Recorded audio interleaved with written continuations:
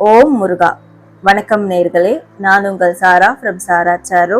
தைப்பூசம் 32ஆம் நாள் விரதத்திற்கான முருகர் வாக்கு என்ன அப்படின்றத நம்ம பார்க்கலாம். அதற்கு முன்னாடி நம்ம சேனலை சப்ஸ்கிரைப் பண்ணி ஃபாலோ பண்ணிக்கோங்க, இது மாதிரியான டெய்லி முருகர் மெசேஜ் பார்க்கறதுக்கு. முருகர் உங்களுக்கு தரக்கூடிய மெசேஜ் என்ன அப்படின்னா, நீங்க உங்களுக்காக முதல்ல நிக்க பாருங்க, சரிங்களா? மற்றவங்களுக்காகவோ இல்ல மற்ற நபர்களுடைய நலனுக்காகவோ நின்னதெல்லாம் போதும், அதெல்லாம் நன்மைக்கே.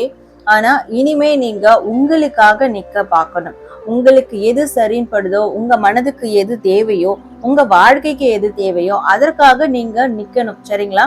அப்படி நிக்கும் போது நிச்சயமா இது வரைக்கும் நீங்க மற்றவங்களுக்காக செய்த செயல்களுக்கான ஒரு பலன் உங்களுக்கு நிச்சயமா கிடைக்கும். நான் மற்றவங்களுக்காக நிறைய பாடுபட்டிருக்கேன், ஆனா எந்த ஒரு அங்கீகாரமும் எனக்கு அவங்க கிட்ட இருந்து கிடைக்கல, மாறா என்ன தப்பாதான் அவங்க நடத்தியிருக்காங்க, தப்பாதான் பேசியிருக்காங்க அப்படின்னு இருக்கீங்க இல்லையா?